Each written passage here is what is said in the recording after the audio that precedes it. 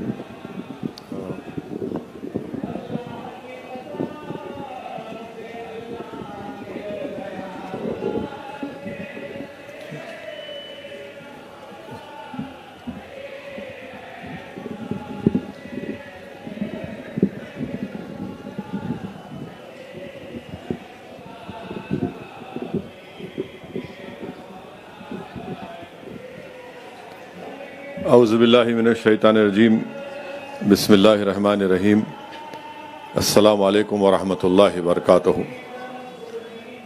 मजलिस इत्तेहादुल मुस्लिमीन के रुकन असम्बली चारमीनार मोहतरम जनाब मुमताज़ अहमद खां साहब,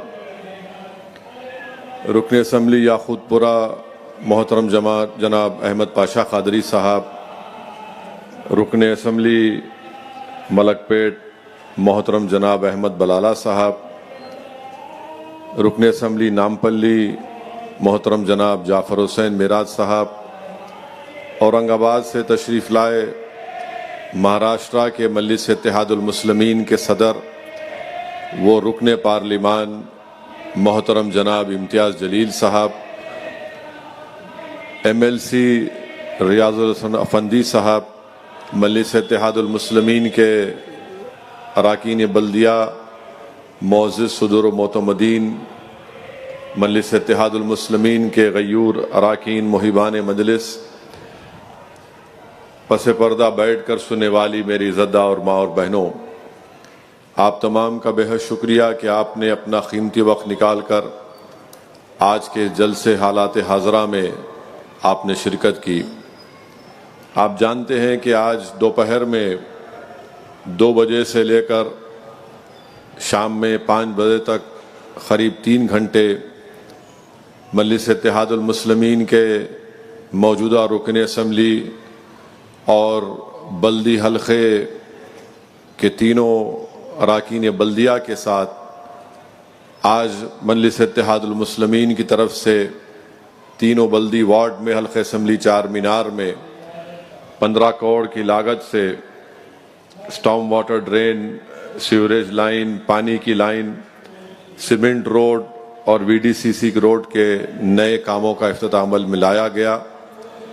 इंशाअल्लाह ताला 4 तारीख के दिन और भी हल्के असम्बली चारमीनार के जो दूसरे बल्दी हल्के हैं उनमें भी जो काम मंजूर हुए हैं, इंशाअल्लाह उन कामों का भी इफ्तिदा 4 तारीख के दिन दोपहर में उन तरक्याती कामों का भी इफ्तिदा किया जाएगा।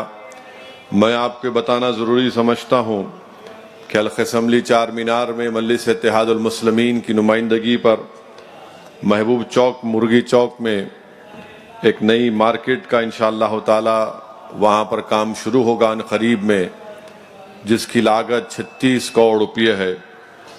और वहीं पर लाड़ बाज़ार में जो फसाड बनाया जा रहा है, इंशाअल्लाह ताला अन करीब में हुकूमत से उसकी मंजूरी मिलने के बाद 40 करोड़ की लागत से वो ग्लास रीइंफोर्स कंक्रीट दोनों जानिब लाड़ बाज़ार के रहेगा। फिर मिरालम मंडी को नए तरीक़े से बनाया जा रहा है, इंशाअल्लाह ताला वो काम भी अन करीब में शुरू होगा। उसकी लागत 16 करोड़ 14 लाख रुपये है। सरदार महल को असर नौ उसको रेनोवेट किया जा रहा है और इंशाअल्लाह ताला वो काम भी जल्द शुरू होगा। उसकी लागत 30 करोड़ रुपये होगी। और फिर पत्थरगट्टी इसका जो रिनोवेशन है, जो पत्थर गट्टी जो बनाया गया पुरानी इमारत है, वो भी इंशाअल्लाह ताला वो काम की मंजूरी मिल चुकी है। उसकी कुल लागत 30 करोड़ रुपये होगी। और वहीं पर मिरालम मंडी की कमान जो बोसीदा हो चुकी है, उसका भी इंशाअल्लाह ताला करीब में बल्दिया की तरफ से उसका एडमिनिस्ट्रेटिव मंजूरी मिल जाएगी और करीब 90 लाख की लागत से इंशाअल्लाह वो काम शुरू होगा। वैसे ही खिलवत मैदान में एक कन्वेंशन सेंटर और स्पोर्ट्स की फैसिलिटीज़ के लिए वहाँ बनाया जा रहा है। वो करीब 1 करोड़ के करीब 60-70 लाख के करीब वो काम चल रहा है, ज़ेर दौरान है, इंशाअल्लाह जल्द से जल्द तकमील को पहुँचेगा। वहीं पर अकबरुद्दीन ओवैसी साहब की नुमाइंदगी पर सालारजंग म्यूज़ियम के सामने ब्रिज बनाया जा रहा है, ताकि उस ब्रिज के ऊपर जो हमारे ठेला बंडी के लोग कारोबार करते हैं, उनको उस मखसूस मुकाम पर रखकर वहाँ पर उनको काम करवाया जाएगा। फिर मिरालम मंडी में और आपके दीवान जोड़ी कमान तक वहाँ पर RCC NP 900 mm डाई का स्टॉर्म वाटर लाइन भी काम थोड़ा हुआ है, इंशाअल्लाह ताला और भी काम चलेगा।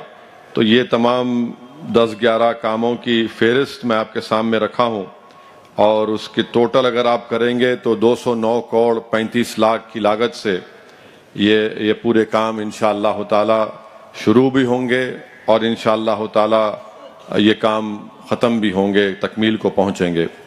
तो ये मजलिस इत्तेहादुल मुस्लिमीन की तरफ से तरक्याती काम हल्क़े असम्बली चार मीनार में अंजाम दिए जा रहे हैं और भी बहुत से काम करना बाकी है। इंशाअल्लाह ताला उन कामों को भी हम लोग मंजूर करवाएंगे। मकसद एक ही है कि डेवलपमेंट के काम हो, तरक्याती काम हो और आवाम की जो तकलीफ़ है उसको दूर किया जाए और आवाम को सहूलतें मिलती रहें। अभी आपने सुना हल्क़े असम्बली मलकपेट में मुतालिका रुकन असम्बली जनाब अहमद बलाला साहब ने ये बताया कि इंशाअल्लाह ताला अकबर बाग के पास वहाँ पर एक IT टावर का करीब में इंशाअल्लाह ताला संग बुनियाद रखा जाएगा और मुझे यकीन है कि उस IT टावर के काम के शुरू होने के बाद जो एक बहुत बड़ी तादाद में हमारे इस शहर के इस हिस्से से जो नौजवान लड़के और लड़कियां हाईटेक सिटी को जाकर काम करती है, अगर IT टावर वहाँ पर जब तामीर हो जाएगा तो बहुत से सॉफ्टवेयर की कंपनीज उस IT टावर में आकर अपना काम शुरू करेंगे और वो बड़ा ही बेहतरीन मुकाम है। सामने उसके मेट्रो स्टेशन भी है, सामने उसके मेट्रो स्टेशन भी है। तो इंशाअल्लाह ताला एक बड़े 2-3 टावर्स वहाँ पर आएंगे। ये मजलिस की तरफ से कोशिश की जा रही है। मजलिस आज भी हुकूमत से इस बात का मुतालबा कर रही है कि जो मेट्रो का काम जो पहले मंजूर हो चुका है, ये जुबली बस स्टैंड से लेकर दारुशफ़ा ग्राउंड के सामने से लेकर वाल्टा होटल से लेकर फलकनुमा तक, उस काम को फ़ौरन शुरू किया जाए। पिछले साल के बजट में ये काम मंजूर भी हुआ, मगर अफसोस की बात है कि हुकूमत की तरफ से ये काम नहीं शुरू किया गया। अब 2022-23 का बजट तेलंगाना का फरवरी में शुरू होगा। मजलिस इस बात का फिर से मुतालबा करती है, असम्बली में भी मजलिस के अरकान असम्बली ने इस बात का पुरजोर मुतालबा किया कि पुराने शहर के इस हिस्से में जो मेट्रो का काम फलकनुमा तक मंजूर हो चुका है उसको जल्द से जल्द शुरू किया जाए और याकूतपुरा और बहादुरपुरा में जो रोड वाइंडिंग के काम के सिलसिले में भी इंशाअल्लाह ताला आप देखेंगे कि अनकरीब में वो काम शुरू किया जाएगा, क्योंकि उस रोड वाइडनिंग के लिए जो प्रपोजल बनाया गया है करीब 200 से 250 करोड़ रुपये की ज़रूरत है हल्क़े असम्बली बहादुरपुरा और याकूतपुरा में रोड वाइडनिंग के जो उन कामों को शुरू करने के लिए। तो इंशाअल्लाह ताला ये तमाम काम जल्द से जल्द शुरू किए जाएंगे। मेरी आप तमाम से गुजारिश है कि आप भी इसमें दुआ करिए कि ये जो तरक्याती काम कराने का मजलिस इत्तेहादुल मुस्लिमीन का मंसूबा है और अल्लाह सुब्हानहू व तआला उसमें हमको कामयाबी दे, ताकि आवाम को राहत मिल सके और आवाम को जो तकालीफ है उस तकालीफ को हम उसमें कमी लाई जा सके। दूसरी बात यह है कि इंशाअल्लाह ताला अन क़रीब में चंद दिनों में माह रजब शुरू होगा और फिर शाबान का महीना आएगा और फिर इंशाअल्लाह ताला उसके बाद रमज़ान का मुबारक महीना आएगा।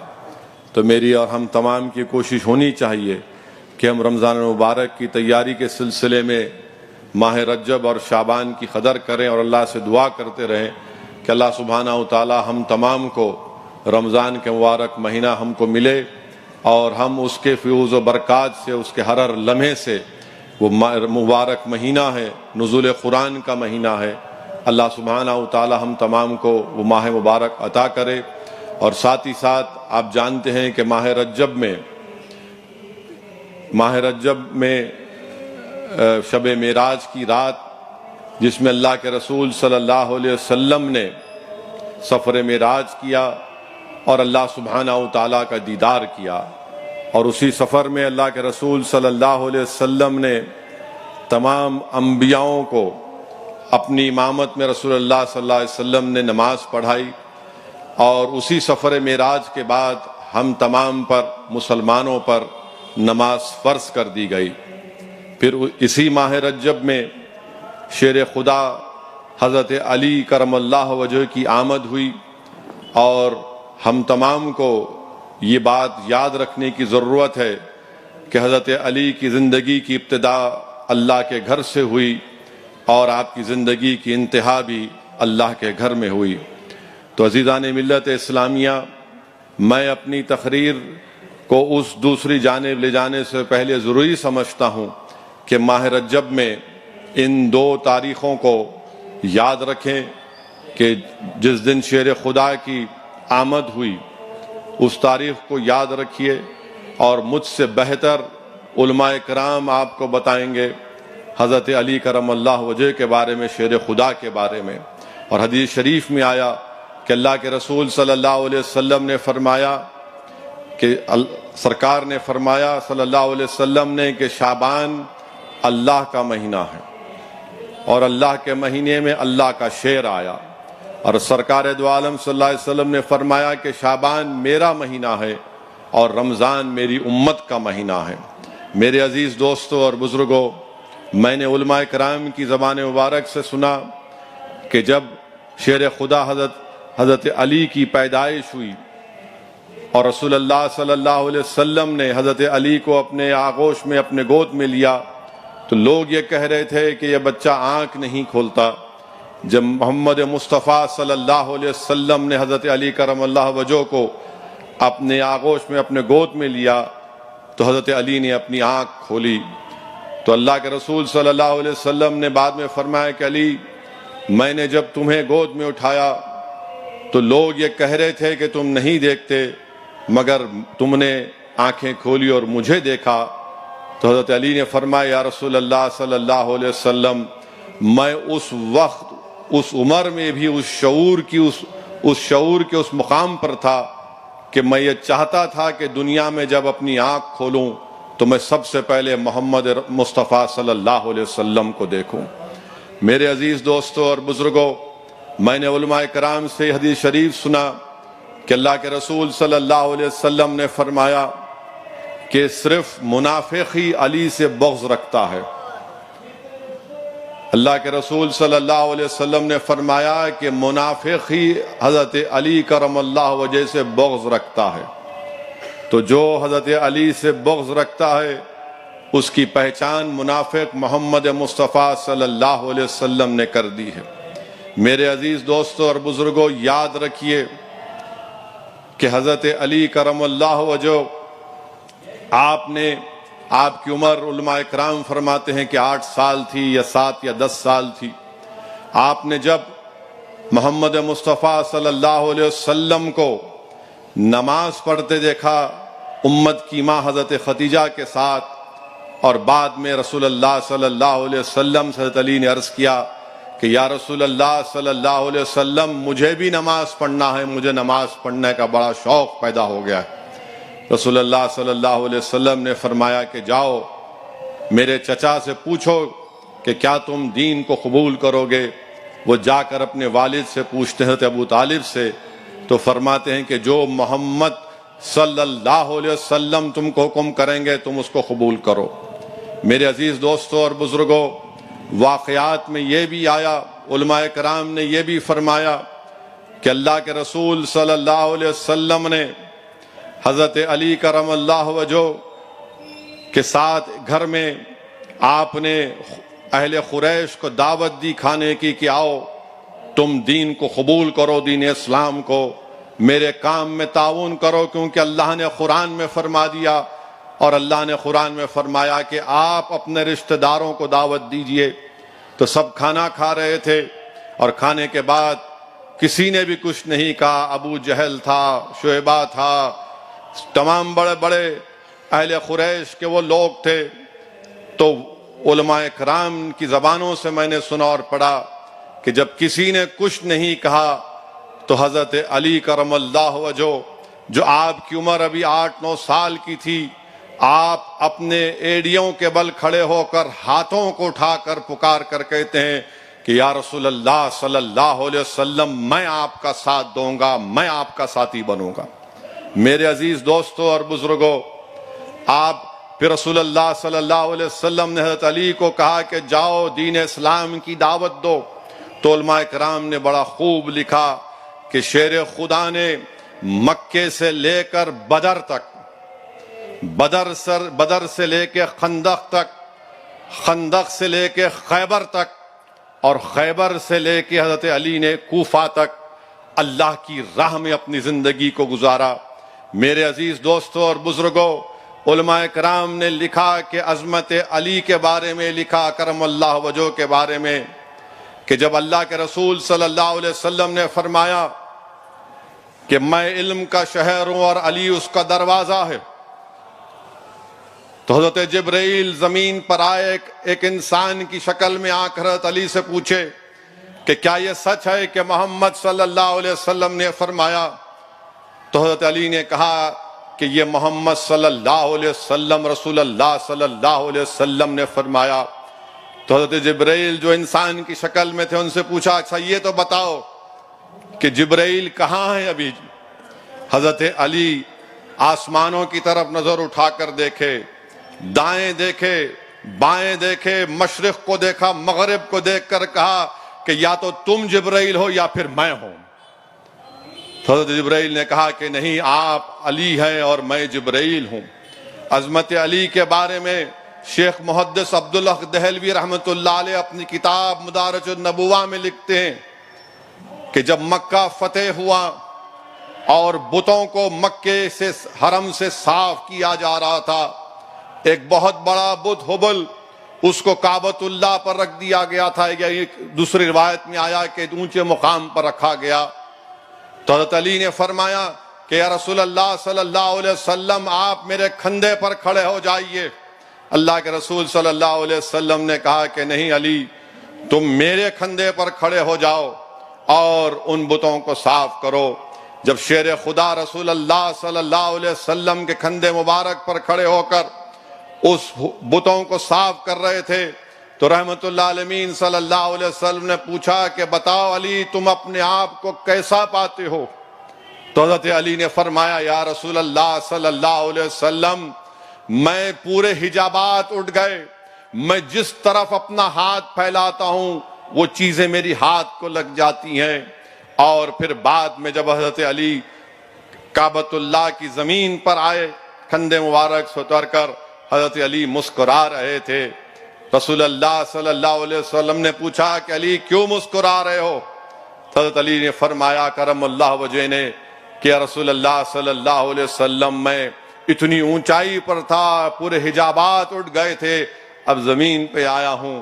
तो रसूलुल्लाह सल्लल्लाहु अलैहि वसल्लम ने फरमाया, अली तुम्हें उठाने वाले का नाम मोहम्मद रसूलुल्लाह सल्लल्लाहु अलैहि वसल्लम है और तुम्हें जमीन पे लाने वाले का नाम जिब्रील अलैहिस्सलाम है। मेरे अजीज दोस्तों और बुजुर्गों, जब हजरत अली की शहादत हुई 20 रमजान को कूफा में, एक जालिम शैतान ने जब आप पर हमला किया, हजरत अली ने जब ये देखा और आपकी जबान मुबारक से आपने फरमाया कि रब्बे काबा की कसम मैं कामयाब हो गया, रब्बे काबा की कसम मैं कामयाब हो गया। लोग परेशान थे कि ये कौन है जिस पर हमला हुआ, जिस्म से खून बह रहा है और कह रहा है कि रब्बे काबा की कसम मैं कामयाब हो गया। तो उलमाए कराम ने लिखा, मैंने उनकी जबानों से सुना कि एक मर्तबा मक्के में हजरत अली करमल्लाहु वजह बीमार पड़ जाते हैं। अल्लाह के रसूल सल्लल्लाहु अलैहि वसल्लम की आमद होती है और रसूल अल्लाह सल्लल्लाहु अलैहि वसल्लम से अली फरमाते हैं कि या रसूल अल्लाह सल्लल्लाहु अलैहि वसल्लम, क्या ये मेरा आखिरी वक्त है?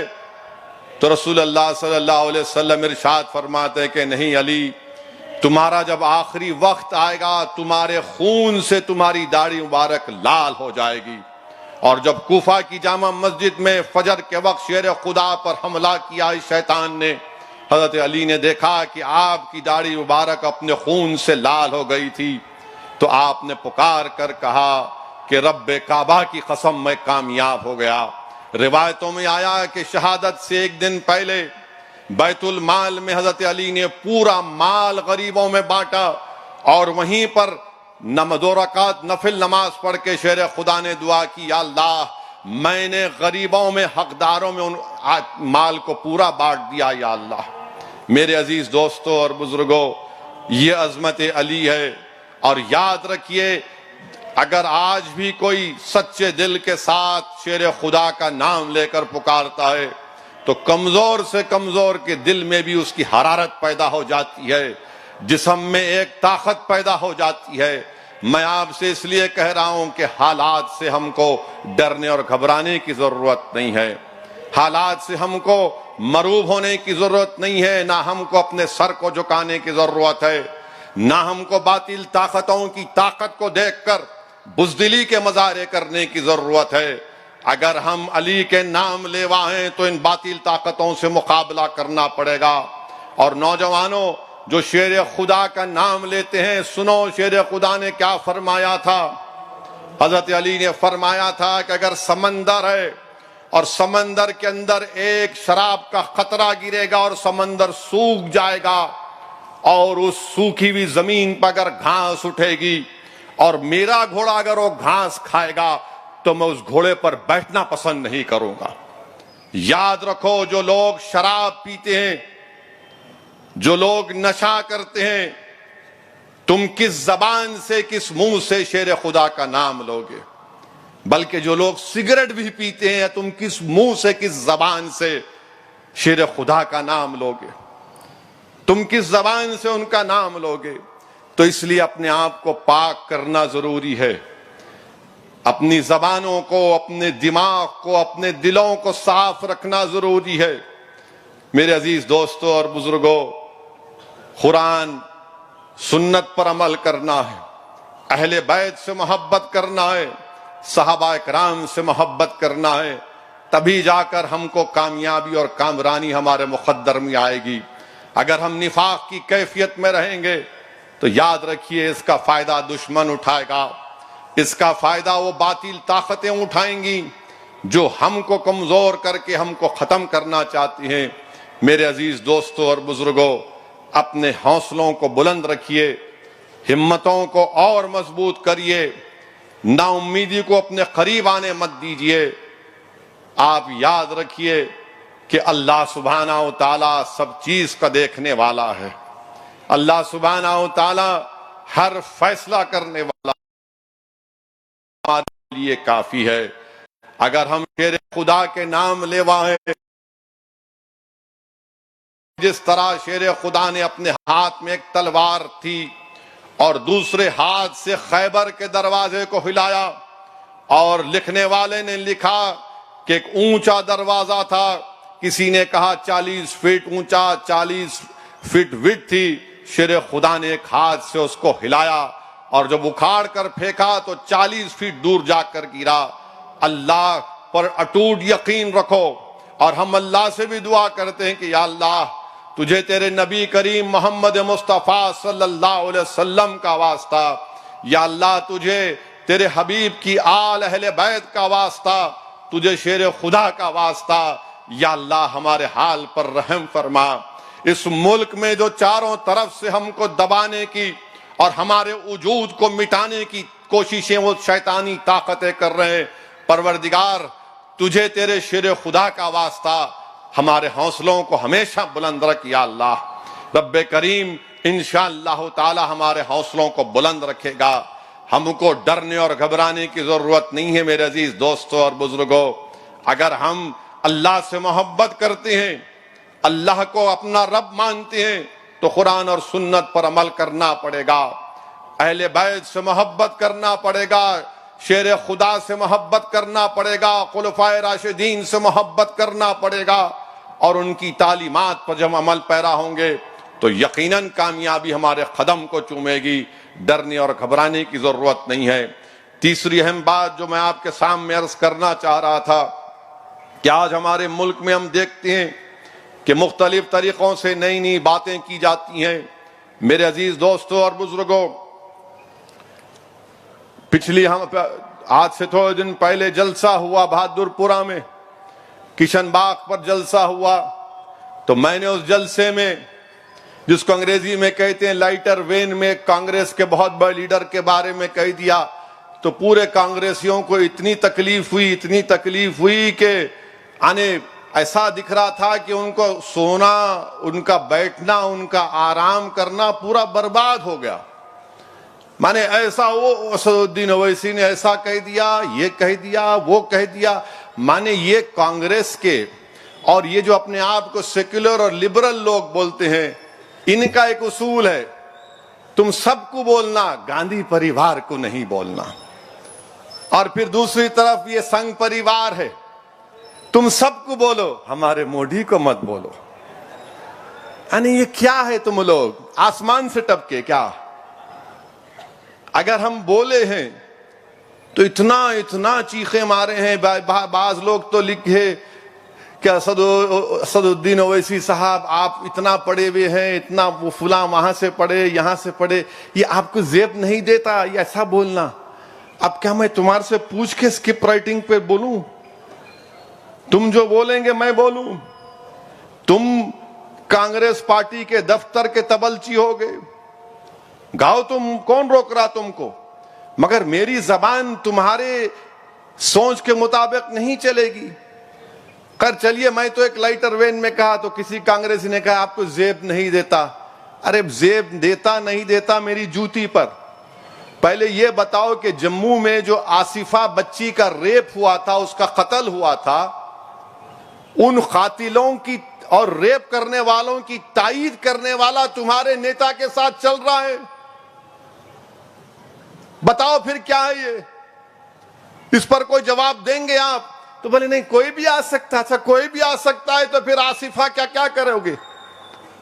यानी आसिफा का बाप भी आएगा और उस कातिलों की तायीद करने वाला भी आएगा। माने आप ये समझ रहे हैं कि कातिल की तायीद करने वालों को और एक 8 साल की बच्ची के बाप को भी बुलाएंगे? ये कौन सा आपका उसूल है? ये कौन सी आपका तरीका है? कहां जा रहे आप? मुझे गाली दो, फकर नहीं पड़, कुछ नहीं फर्क पड़ता मेरे को।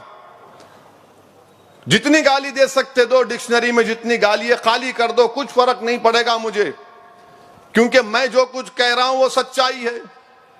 फिर इनके लीडर कहते हैं कि विकी लीक्स, आप देखिए विकी लीक्स 2009 में या जो भी विकी लीक्स आया था उसमें कहा गया, उनके लीडर ने कहा कि भारत में हिंदुत्व शिद्दत पसंदी का बहुत बड़ा चैलेंज है। अरे जब आप अमेरिका के एम्बेसडर को ये कहते हैं, आप तो सरकार में थे ना, 10 साल आपकी हुकूमत थी, आपने क्या किया उस हिंदुत्व की शिद्दत पसंदी को रोकने के लिए? कुछ नहीं किया आपने। अरे भाई आपकी कौन सी सेटिंग है? हम मोदी के साथ बता दो मेरे को, कौन सी सेटिंग है? जब आप कब कहा था आपने? विकी लीक्स में कहा था 2009 में। आप बैन करना था उन तमाम ऑर्गेनाइजेशन को, आपने कुछ नहीं किया। आपने अकबर ओवैसी को जेल में डाला, आपने जगन मोहन रेड्डी को जेल में डाला, और वो जेल में था तो मेरे को भी जाके बोलो प्रणब मुखर्जी सदर जमहूरिया का इलेक्शन लड़ रहे हैं, जगन तुम्हारी बात सुनता।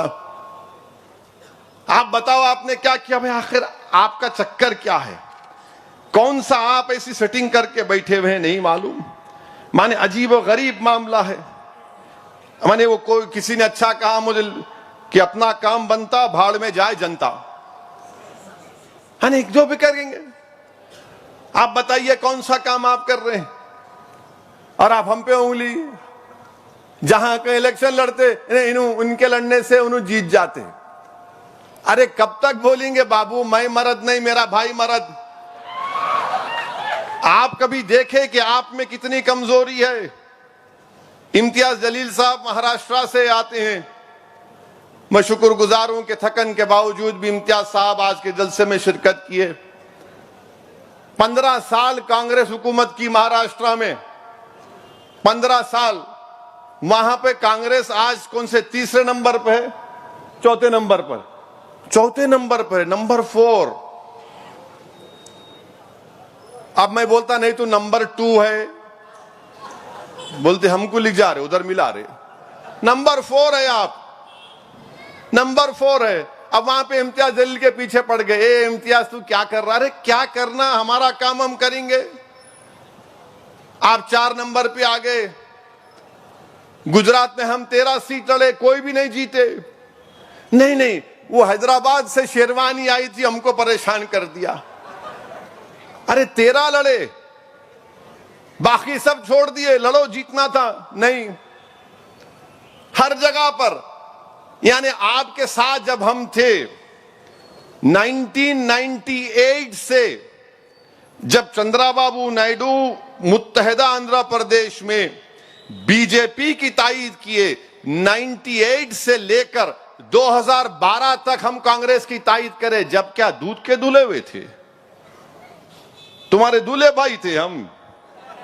2099 में मुमताज खान साहब एमएलए थे, राजशेखर रेड्डी अपोजिशन लीडर थे। फिर 2004 में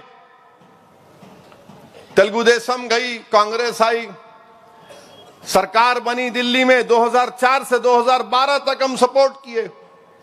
2008 में न्यूक्लियर डील की बात आई, मजलिस सपोर्ट की।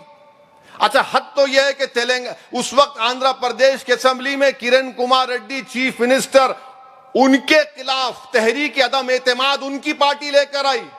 उनके पार्टी के एमएलए अपोज करे, कौन साथ दिए? मजलिस साथ दी। हम छोड़े 2012 में, क्योंकि हैदराबाद में फसाद हो रहे थे, चाकू मारा जा रहा था रातों में, हालात खराब थे। मगर अब हमको बोलते नहीं, आप बी टीम, फुला टीम। अरे भाई एक बात सुन लो, मैं पूरे सेकुलर पार्टी से कहना चाह रहा हूं, मैं इलेक्शन हमारी जमात लड़ेगी। भाड़ में जाए तुम्हारा, तुम हारो जीतो, मेरे को कोई परवाह नहीं है। मेरे को एक बात आप बता दीजिए, जो अपने आप को सेकुलर पार्टी कहते हैं, तुम्हारा कौन सा सेकुलरिज्म है? मेरे को बताओ। तुम आज मुसलमान का नाम लेने से डरते हो, तुम अपने पार्टी के मुसलमानों का नाम लेने से डरते हो। असदुद्दीन ओवैसी तो दूर की बात, तुम्हारे बाजू तुम्हारे पार्टी का मुसलमान खड़े रहने को तैयार नहीं है, जिसने अपनी जिंदगी लगा दी तुम्हारी पार्टी में। मिसाल के तौर पर बिहार में लालू की पार्टी है,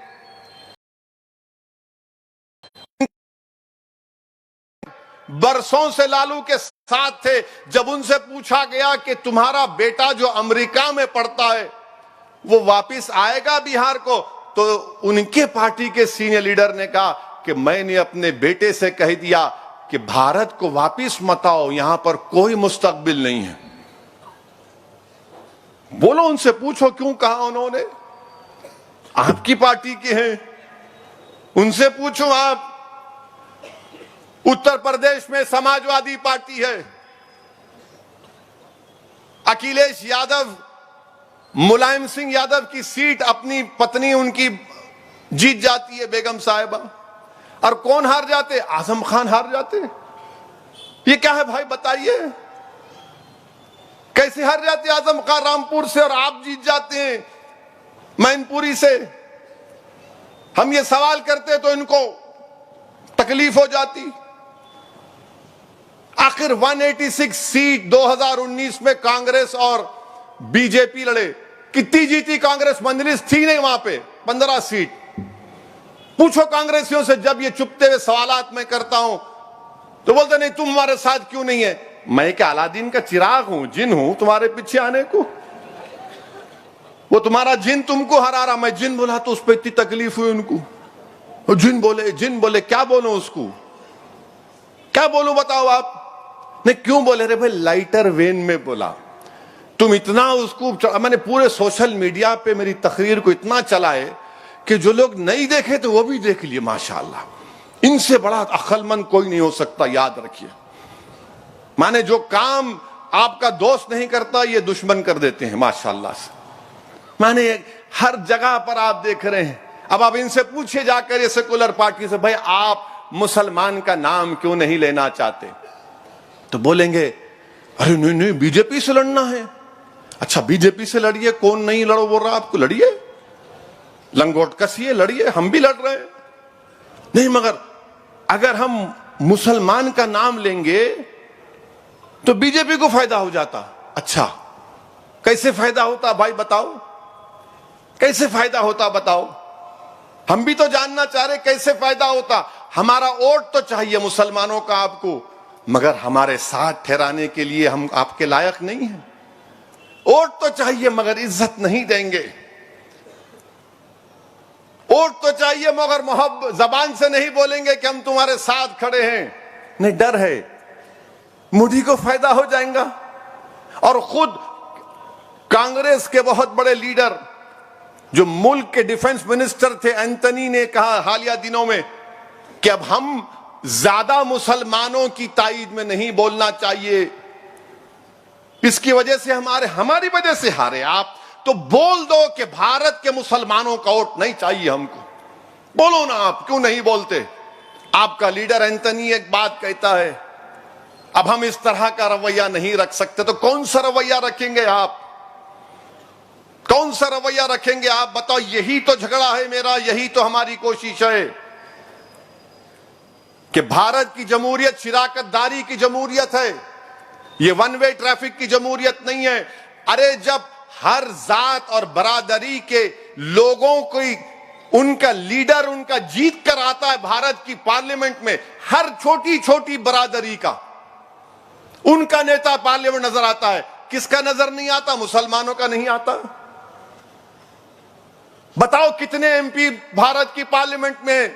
4 या 5%। दूसरे जो बरादरियां हैं उनकी आबादी के करीब करीब बराबर सब वहां पर नजर आते हैं आपको। अब जब हम ये बात करते हैं तो आपको बड़ी तकलीफ हो जाती है। नहीं है क्यों बात कर रहे तुम? ये वक्त नहीं है, ये दौर नहीं है, अभी ये बात नहीं करेंगे, बाद में करेंगे। कब करेंगे? नहीं, पहले मोदी को देखना है। अब हम ये कह रहे हैं कि मोदी से मुकाबला अगर करना है तो अंधेरे का मुकाबला अंधेरे से नहीं होता, जुल्म का मुकाबला जुल्म से नहीं होता, जबर का मुकाबला जबर से नहीं होता, जहालत का मुकाबला जहालत से नहीं होता, अंधेरा का मुकाबला चिराग से होता है, खौफ का मुकाबला उम्मीद से होता है, डर का मुकाबला हिम्मत से होता है, और बीजेपी से मुकाबला आइडियोलॉजी पर होना चाहिए। मगर ये लोग नहीं मानते। कई मर्तबा जब प्लेन या एयरपोर्ट पे मैं बैठता हूं तो मेरे सामने आके हैं, कैसे हैं, अच्छे हैं, ओएसी जी, मैं समझ जाता हूं उनकी जबान से। मेरा बैठो, जैसे क्या चल रहा है? मेरा नहीं कुछ नहीं चल रहा है। नहीं क्या चल रहा है? मेरा हमारा ही नाम ही चल रहा है हर जगह पे। बोले ये क्या बात है? मेरा फिर ये क्या बात है? यही बात है। बोलना क्या चाह रहे? बोलो ना, क्या चल रहा है तो बोलो। नहीं, आपके जहन में क्या चल रहा है? मिला मेरे जहन में अखलाक चल रहा है, मेरे जहन में पीलू खान चल रहा है, मेरे जहन में मेरे घरों के बुलडोजरों से तोड़ना चल रहा है, मेरे जहन में मेरे नौजवानों को यूएपीए में लगाकर जेल में डालकर 2-2 साल सड़ाया जा रहा है, वो चल रहा है। मेरे जहन में मेरे मस्जिदों को टारगेट बनाने की कोशिश की जा रही है, वो चल रहा है। मेरे जहन में सियासी ताकत नहीं है हमारे पास, वो चल रहा है। मेरे जहन में नौजवानों के ख्वाब को कैसा पूरा किया जाए, वो चल रहा है। तो पलट के बोलते खाली यही इतना ही सोचते आप अपने लिए। मिला आप क्यों नहीं सोचते? आप तो अपनी जात के बारे में सोचते हैं, मतलब बताओ आप कौन सी बिरादरी से हैं? अरे ये क्या पूछ रहे हैं, मतलब बोलो कौन सी बिरादरी से। मैं तो कह रहा हूं ना, मैं हूं जो भी हूं, हम ये हैं। मतलब आपके ये पूरे मुल्क में आपके हैं। मतलब मेरा कहां है बताओ? बोले ये तेरा और मेरा क्या है? मतलब तुम्हारा होगा तो तुम्हारा और मेरा होगा तो मेरा कुछ नहीं। इनको ये बात पसंद नहीं है। याद रखो मेरी इस बात को आप, कि भारत का मुसलमान की कोई सियासी लीडरशिप बने, मैं खुल के कह रहा हूं आपसे, मैं कभी इस दुनिया से जाऊंगा एक ना एक दिन, मगर तुम याद रखना मेरी इस बात को, जहां तक अल्लाह मेरी आवाज को पहुंचाएगा, कोई सियासी पार्टी नहीं चाहती कि भारत के मुसलमानों की, दलितों की, आदिवासियों की एक सियासी क़ियादत बने। ये चाहते हैं कि मुसलमान इनके गुलामी करें, ये चाहते हैं कि मुसलमान इनके लिए कालीन बिछाएं, दरी बिछाएं, जिंदाबाद के नारे लगाएं, और ये नेता के लिए खव्वाली का प्रोग्राम करे, मुशायरे का प्रोग्राम कर दे। ईद के दिन आए तो बोले सर जरा आ जाइए ना शीर खुरमा खाने के लिए। ये चाहते हैं। मंजलिस क्या चाहती है, इम्तियाज जलील क्या चाहता है, असदुद्दीन ओवैसी, मुमताज खान, अहमद पाशा कादरी, बलाला, जाफर हुसैन मेराज, रियाजुल अफंदी, मंजलिस का हर आदमी क्या चाहता है कि अगर तुम वहां बैठे हो तो मैं भी वहां तक पहुंचना चाहूंगा। तुम अगर आसमानों की बुलंदियों पर पहुंच रहे तो मैं जमीन पर नहीं बैठूंगा, मेरे भी ख्वाब हैं। तुम अगर कुर्सी पर बैठे हो तो मैं भी तुम्हारे सामने कुर्सी पर बैठकर अपने मुकद्दर के फैसले करना चाहूंगा। 70 साल से तुम हमको धोखा दिए, हमारा वोट लिए, तुमने हमारे लिए क्या किया? क्या किया? जिल्लत, रुसवाई, बर्बादी, मस्जिद की शहादत, मॉब लिंचिंग, लव जिहाद, यही तो मिला हमको। ये झगड़ा है मेरे अजीज दोस्तों, ये जिद्दोजहद मजलिस इत्तेहाद और मुस्लिमीन की। इनको ये बात पसंद नहीं आती कि नहीं आप नहीं बात करना। आप लिख लो मेरी इस बात को, कभी भी नहीं चाहेंगे कि एक आजाद आपकी क़ियादत पैदा हो जाए, मुसलमानों की, दलितों की, आदिवासियों की। बल्कि हमारे जो हिंदू भाई गरीब हैं उनकी भी लीडरशिप को बर्दाश्त नहीं करते। ये सब के सब आलाजाद के लोग ये बोलेंगे नहीं नहीं हम बड़े हैं तुम छोटे हो। मेरे अजीज दोस्तों और बुजुर्गों, ये लोग अगर बीजेपी से, आरएसएस से मुकाबला करना चाहेंगे तो ऐसा मुकाबला नहीं कर सकते आप।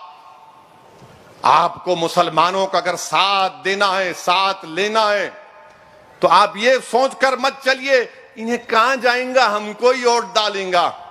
नहीं, हमको ही वोट डालने की बात, ये गुरूर और तकब्बुर की बात है। अगर आपको मेरा वोट चाहिए तो फिर आपको बात करना पड़ेगा मेरी तकलीफ के बारे में, मेरे इंसाफ के बारे में बात करना पड़ेगा। जब आप दीगर अपनाए वतन की बात करते हैं तो हमको क्यों दूर किया जाता है उससे? क्यों हमको दूर किया जाता है उससे? मेरे अजीज दोस्तों और बुजुर्गों, अभी आप देख रहे हैं कि मीडिया में आया कि बीबीसी का एक इंटरव्यू, एक प्रोग्राम है जो गुजरात के फसादात के ऊपर बीबीसी ने, वो उनका इंटरव्यू है।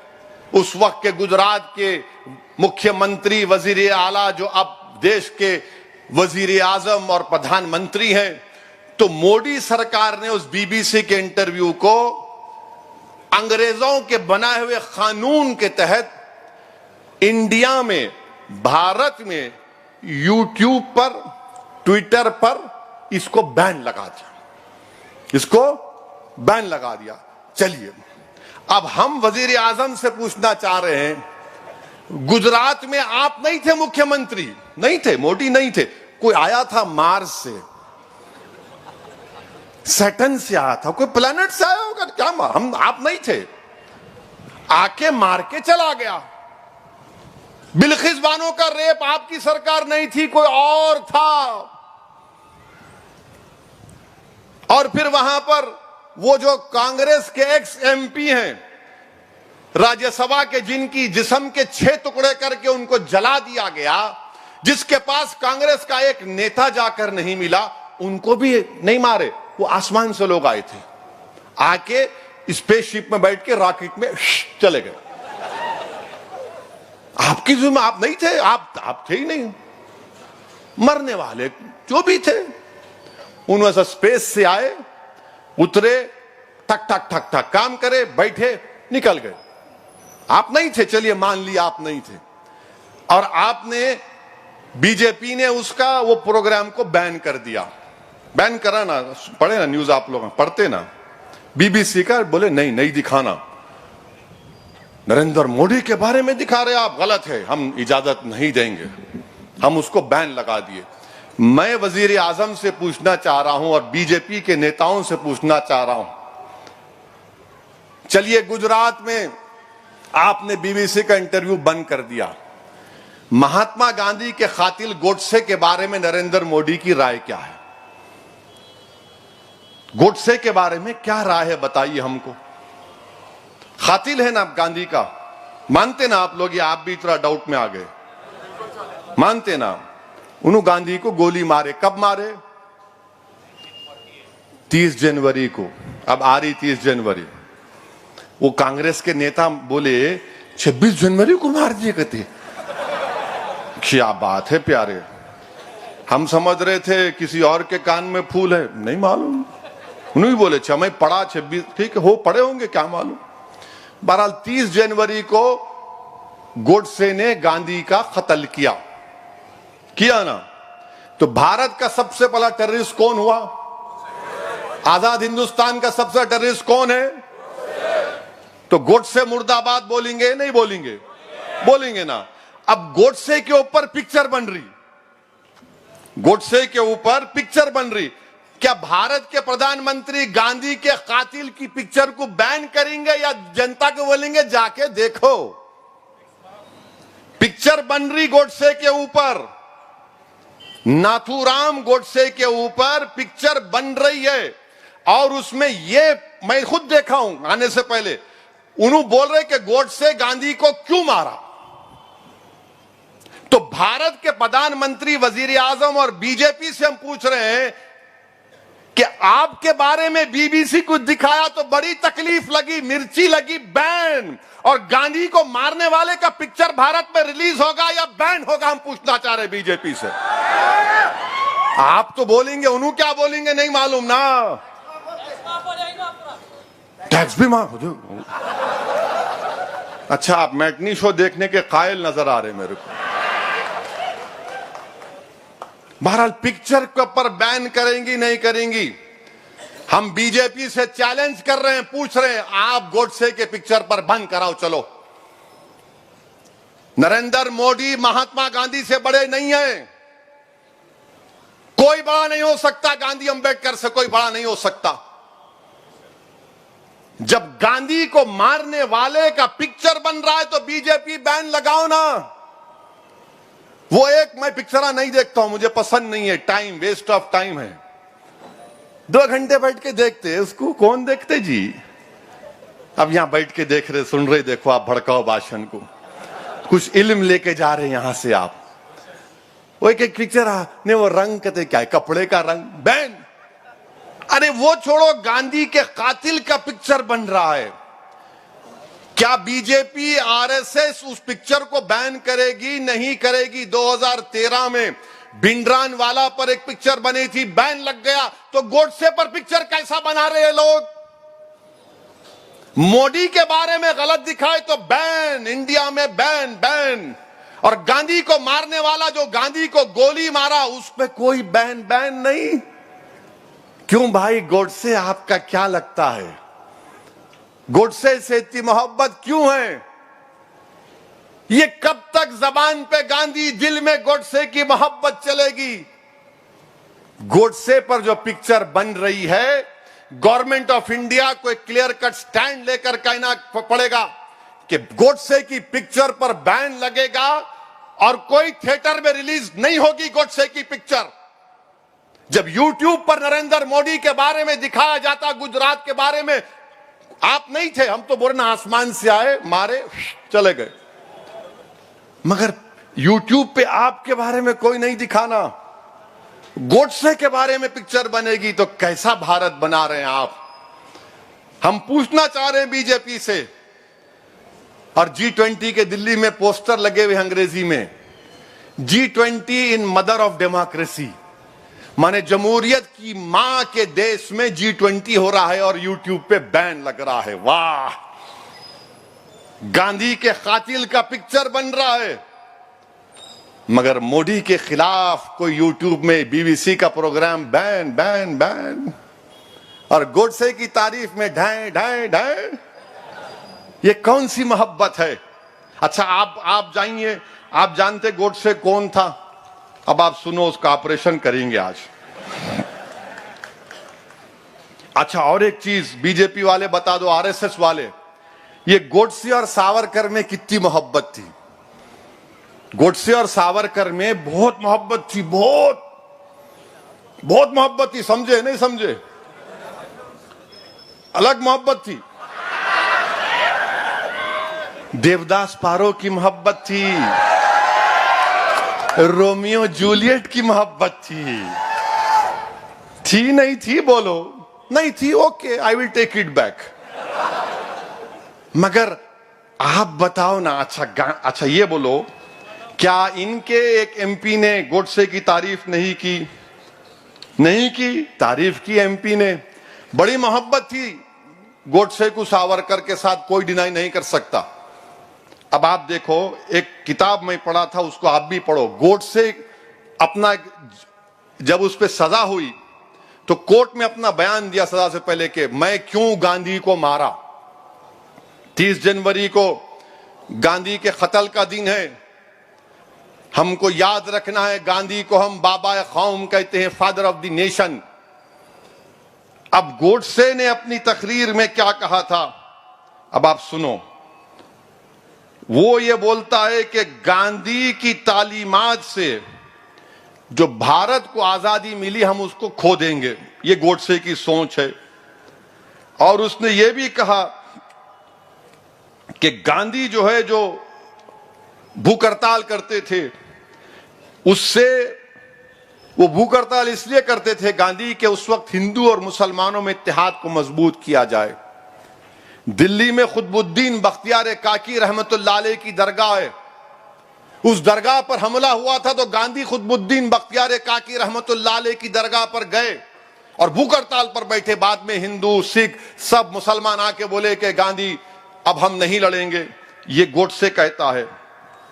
और वो ये गोडसे भी बोलता है कि ये हिंदुओं को, हमारे हिंदू भाइयों को मुसलमानों के जुल्म से अगर आजाद करना है तो गांधी को खत्म करना जरूरी है। गांधी को खत्म किए, ये किताब में लिखा, वाई आई असैसिनेटेड गांधी। वरना कल सुबह से माशाअल्लाह से शुरू हो जाएंगे टीवी पर। हमारे जो दोस्त भी हैं, दुश्मन भी हैं, ओवैसी को जेब नहीं देता था। अबे तू कौन है जेब नहीं देने बात करने वाला? सच्चाई को बयान कर रहा हूं। और अच्छा, गोडसे क्या लिखे? गोडसे इस किताब में देख के पढ़ रहा हूं, गोडसे अपने माँ बाप को खत लिखते हैं और खत में लिखते हैं कि मैं गीता और महाभारत में एग्जाम्पल देते हैं और उसको जस्टिफाई करते हैं गांधी के कत्ल को। हर दहशतगर्द ऐसी करता। उसामा बिन लादेन है, लश्कर तैयबा, कुरान की आयतों को तोड़ मोड़ कर पेश करते। गोडसे भी ऐसी किया, मगर बोलते नहीं है गोडसे का ये।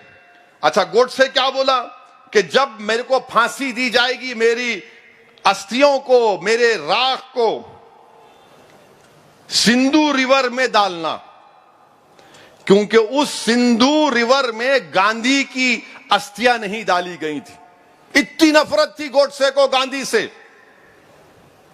और वो बोलता था कि सिंधु साफ है क्योंकि गांधी की अस्थियां या उनके जो हड्डियां थे उसमें नहीं आई थी। और फिर गोडसे ने क्या कहा था, जब जिस दिन गोडसे को फांसी दी जा रही थी तो नाथूराम और आप्टे, इन दोनों को फांसी हुई।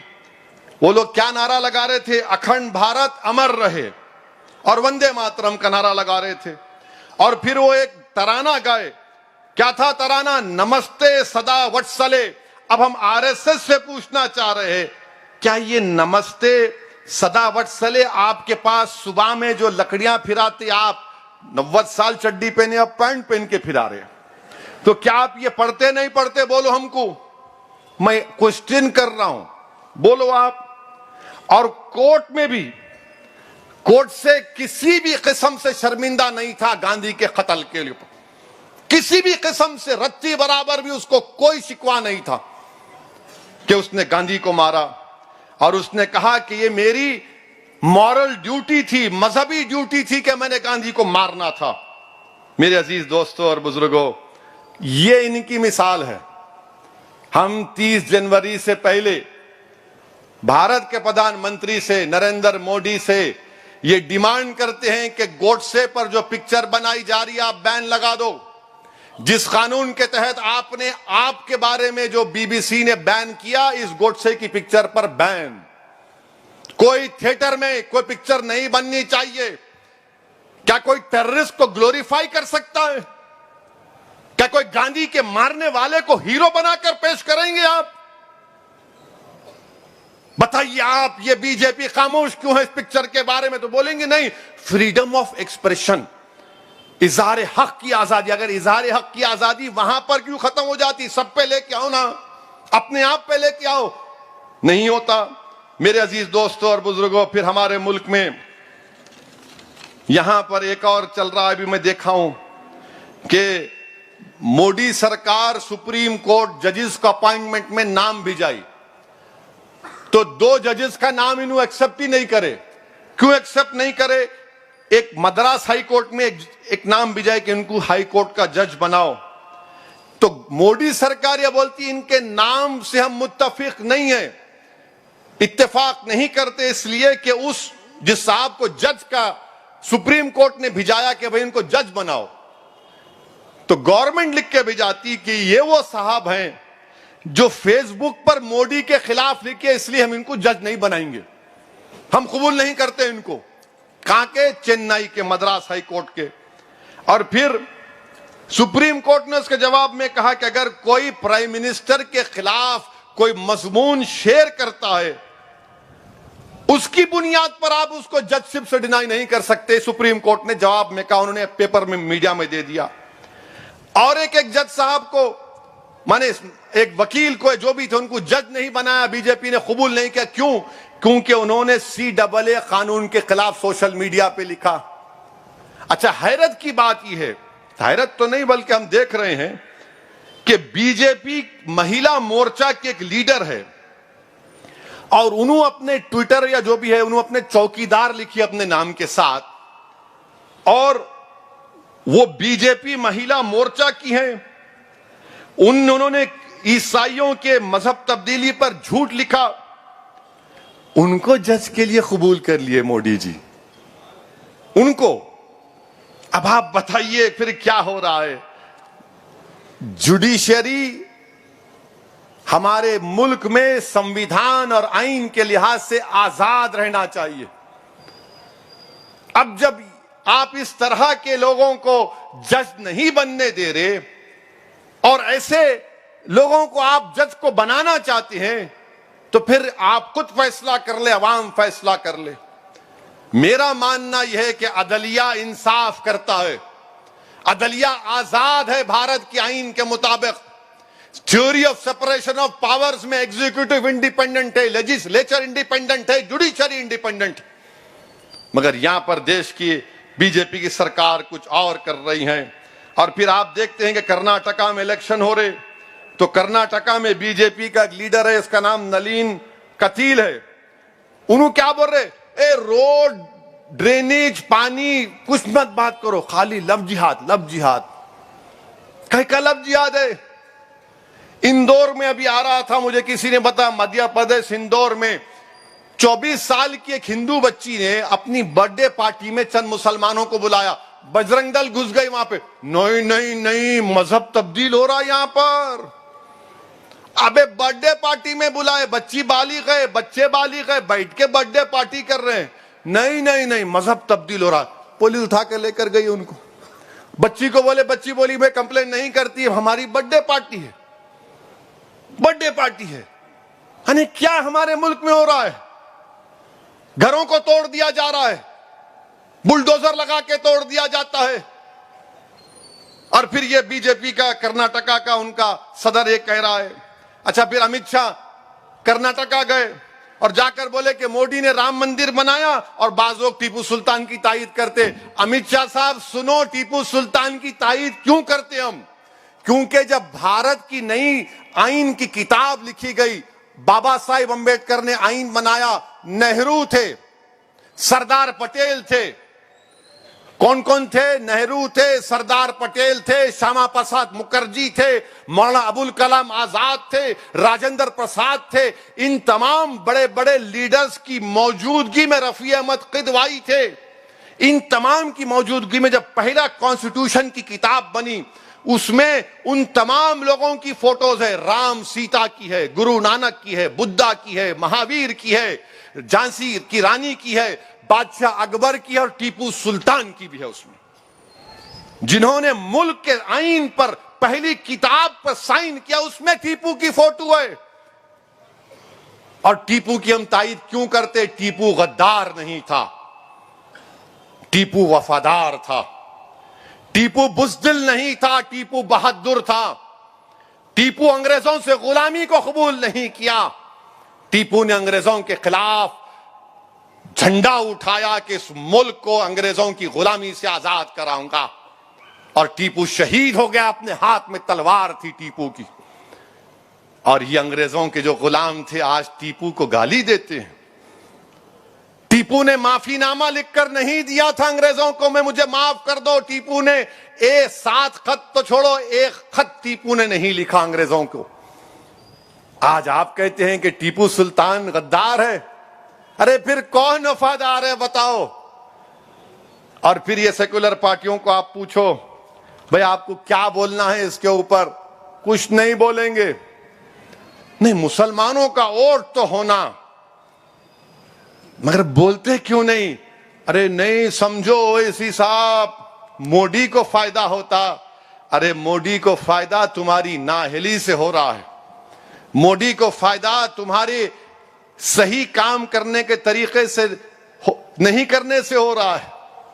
आज चीन हमारी जमीन पर 1000 स्क्वायर किलोमीटर पर छुप कर बैठा है, खुलकर बैठा है, मगर मोदी जी का 56 इंच के सीने में उनकी जबान पर चीन नहीं आता। मैं चैलेंज से कह रहा हूं कि डेमचाक और डेपसांग में चीन बैठा हुआ है। चीन बैठा हुआ है और ऐसी जगह पर बैठा हुआ है कि हमारे मुल्क को खतरा पैदा हो सकता है। लद्दाख से हमारे जो जानवर इस सर्दी के मौसम में ऊपर ले जाकर जानवर को घास खिलाते थे, वो पुकार पुकार कर कह रहे हैं कि चीन 8 गांवों पर कब्जा कर चुका है, 10 किलोमीटर अंदर घुसा हुआ है। मगर मोदी जी की सरकार यूट्यूब को बैन और चीन को हाय हेलो कर रहे हैं। ट्रेड इंबैलेंस है चीन के साथ। इतना बड़ा इंपोर्ट चीन से हो रहा है। फिर कौन सी मोहब्बत है ये कौन सा राष्ट्रवाद है? अब आप ये सेकुलर पार्टी को बोलो या बीजेपी को, नहीं तुम्हारे पास कहां से आई इंफॉर्मेशन? ये तुम्हारे को कौन बोले? कैसे तुम्हारे को मालूम हुआ? अरे कैसे मालूम हुआ? बोलते अल्लाह दिमाग दिया, पढ़े तो सब मालूम होता। तुम लोग ट्यूबलाइट है, थम्स अप है, तुमको कुछ नहीं मालूम। सैटेलाइट के इमेजेस हैं, बता रहे हैं कि चीन घुस के बैठा है डेमचाक और डेपसांग में। और वजीर आजम ने कहा था 2 साल पहले, ना कोई घुसा है ना कोई घुसेगा। अब आ रहे फरवरी में आ रहे, सुना, वेलकम, प्राइम मिनिस्टर कहीं भी आ सकते। अब जैसे आएंगे ना, हम पे इशारा करेंगे, यहां पर अनाप शनाप लोग बोलते हैं हमारे बारे में, और केसीआर उनसे डरते हैं। वजीर आजम साहब, ना केसीआर हमसे डरता, ना हम उनसे डरते, ना आपसे डरते, हम सिर्फ अल्लाह से डरते। हम सिर्फ अल्लाह से डरने वाले हैं। हम सच्चाई को बयान कर रहे। मगर बीजेपी कुछ भी हो जाओ, तेलंगाना में जैसा आते ओवैसी के बारे में बोलो, मजलिस के बारे में बोलो। अरे कब तक डर दिखाएंगे? तेलंगाना का हमारा हिंदू भाई, बैकवर्ड क्लास का भाई, दलित क्लास का भाई सब जान चुका है कि मजलिस हिंदुओं के खिलाफ नहीं, मजलिस फिरका परस्ती के खिलाफ थी और रहेगी इंशाअल्लाह ताला। हमारी लड़ाई हुकूक की लड़ाई है, हमारी लड़ाई हिस्सेदारी की लड़ाई है। कि दारुस्सलाम में जब हम बैठते हैं तो क्या पूछते हैं कि तुम्हारा मजहब कौन सा है? हर कोई आता हमसे काम करा के जाता है, हर कोई आता हमसे काम करा के जाता। हम एक फोन करते, बात करते, काम हो ना हो हमारे हाथ में नहीं है, मगर कोई दारुस्सलाम की सीढ़ी चढ़ के आया तो हमारा जिम्मेदारी है, अखलाकी जिम्मेदारी है कि ये हम पर भरोसा करता है, हम पर एतमाद है, यहां पर आया है, हम इसका काम करने की कोशिश करेंगे। मगर बीजेपी के दफ्तर में क्या है? लव जिहाद, लव जिहाद, यानी हर जगह आप देख लो लव जिहाद। अरे कौन सा लव जिहाद है भाई? और मेरे अजीज दोस्तों और बुजुर्गों, मैं आपसे भी अपील कर रहा हूं, मुसलमानों से भी अपील कर रहा हूं, ये क्या है जायदाद के झगड़े में भाई को मारते? जायदाद के झगड़े में भाई को मारते? तुम क्या लेके जाते जमीन को खबर में? वही जमीन जिसका तुम हिस्सा मार रहे हो, हशर के मैदान में तुम्हारे गले में शोले का एक आग बनकर रहेगी। हक मत मारो, हकदार को हक दे दो। भाई बहन का कत्ल कर दिए, कुछ हुआ कि चाकू निकाल के, और पुलिस भी क्या कर रही नहीं मालूम। पुलिस को इनके खिलाफ सख्त एक्शन लेने की जरूरत है, जो आए दिन ये चाकू तलवार निकाल रहे हैं। बल्कि मैं कमिश्नर ऑफ पुलिस से अपील कर रहा हूं कि आप एक स्पेशल विंग बनाइए कि जहां कहीं भी जो कोई चाकू निकाल कर किसी को डराता है या मारता है, वो स्पेशल विंग का काम होना कि उसकी बेल नहीं होना, उसको सजा मिलना, केस चलाए पिछड़ना उसके। एक तमाशा बना के रख दिए। कुछ हुआ क्या? मैं, अरे तू कौन है? कौन रे भाई? तू तुरुमची होगा, बालखा होगा, किधर का होगा? मगर हर कोई बना हुआ है, नहीं मेरे जाए उनको गोली, उनको चाकू मारेंगे, इनको ये करेंगे। क्या क्या रुसवाई है ये? घर तोड़ दिए जा रहे हैं। मध्य प्रदेश में एक मुसलमान बच्चा अपने क्लासमेट से बात किया, कॉलेज की बच्ची से, रोड पे पीटे उसको, रोड पे मार रहे, रोड पे मार रहे उसको। तुमको नहीं दिख रहा? वो घरें तोड़े जा रहे हैं, आपको नहीं दिख रहा? वो गुलबर्गा के रेलवे स्टेशन का रंग मिटा दिया गया, आपको नहीं दिख रहा? क्या तुम आफत तुम्हारे घर पे आके दस्तक देगी जब तुम जागोगे? अरे नहीं, मुत्तहिद हो जाओ। अरे जब आफत तुम्हारे घर के दरवाजे पर आ जाएगी, जब देर हो जाएगी, याद रखो मेरी इस बात को। मैं पूरे मुल्क में देख रहा हूं हालात क्या हैं, और सबसे बड़ी वजह यह है कि मुत्तहिद नहीं है। कोई इसको ये मसलक में, कोई वही मसलक में, कोई इनके पीछे, कोई उनके पीछे। फिर क्या होगा? दुश्मन तो आपको एक समझ रहा है, याद रखो। दुश्मन तो आपको एक ही समझ रहा है, मगर आप अपने आप को एक नहीं समझ रहे। मैं इनके पीछे, मैं उनके पीछे, अरे वो तुम्हारे पीछे लगा है। ये जो हिंदुत्व की आइडियोलॉजी के लोग हैं, वो आपकी तहजीब को, आपके तमद्दुन को, आपके वजूद को, इस मुल्क के संविधान को कमजोर करना चाहते हैं। इसीलिए मेरे अजीज दोस्तों और बुजुर्गों, मेरी आप तमाम सदवन गुजारिश है कि मजलिस को मजबूत करिए, और पहले से ज्यादा जब इलेक्शन होगा पोलिंग करिए। पोलिंग करिए। क्यों नहीं करते पोलिंग? अरे यहां पे वोट डालने का अख्तियार आपको है। 6 बजे अब है ना मियां, 8 बजे 10 बजे कब निकलेंगे मेरे भाई? अब पार्लियामेंट का इलेक्शन रमजान में आया तो, अरे रमजान में आ गया मियां, मैं सहरी करके फजर को गोल करके सो जाता हूं, कैसा वोट डालूंगा? मेरे अजीज दोस्तों और बुजुर्गों, इन हालात का सामना हमको मुत्तहिदा तौर पर करना है। यकीनन तेलंगाना में बीजेपी के बढ़ते कदमों को हम रोकेंगे। अरे बीजेपी के लोगों को हम बोलना चाह रहे हैं, ये बात करे कि मंजलिस मंजलिस मत पुकारो। तुम्हारी औलाद को तुम तरबियत दो जरा, तुम्हारे बच्चों को सिखाओ किसी को थप्पड़ नहीं मारना। उन्होंने थप्पड़ मार रहे, इन्होंने आके हमारे को मंजलिस ऐसा करी, पाता बस्ती पाता बस्ती। अरे पाता बस्ती में आके देख क्या नहीं हो रहा यहां पर, क्या नहीं हो रहा यहां पर। नहीं वो ऐसा, वो ऐसा, ये ऐसा कुछ नहीं है। अच्छा ये सिकंदराबाद रेलवे स्टेशन को तो बना दिए, वजीर आजम साहब नामपल्ली का क्या होगा? काचीगुड़ा रेलवे स्टेशन का क्या होगा? इसका भी तो करना चाहिए ना आपको, कुछ तो करिए। बेरोजगारी आसमानों को छू रही है, महंगाई आसमानों को छू रही है, मगर देश में क्या कर दी बीजेपी? छू लगा के छोड़ दी। लड़ो हिंदू मुस्लिम, लड़ो। इसके नाम पे, कभी उसके नाम पे, कभी गाय के नाम पे, कभी लव जिहाद के नाम पे। मैं आज आपसे खुलकर हर चीज को बयान किया हूं। अगर आप ये समझ रहे हैं कि सेकुलर पार्टीज भारत के अकलियतों को, दलितों को, आपकी सियासी लीडरशिप को भरने देंगे, नहीं देंगे। डरा के इन्हें भी रखते, डरा के उन्हें भी रखना चाह रहे। एक मर्तबा इस डर की जंजीरों को तोड़ना पड़ेगा हमको। एक मर्तबा हमको डर की जंजीरों को तोड़कर अपने मुकद्दर के फैसले हमको खुद करना पड़ेगा। मुझे बहुत सामना करना पड़ता इन लोगों के जुमलों का, इनके तानों का, इनकी गालियों का, मगर मैं तैयार हूं इन तमाम चीजों को सुनने के लिए। मगर मैं हरगिज इस बात को तैयार नहीं हूं कि मैं तुमसे कमतर हूं। मैं तुम्हारे बराबर था और रहूंगा इंशाअल्लाह ताला। तुम मुझे हिकारत की नजर से नहीं देख सकते। मैं तुम्हारे दिए फेंके हुए टुकड़ों पर जिंदगी नहीं गुजारूंगा। मैं अब मेरा हक चाहता हूं।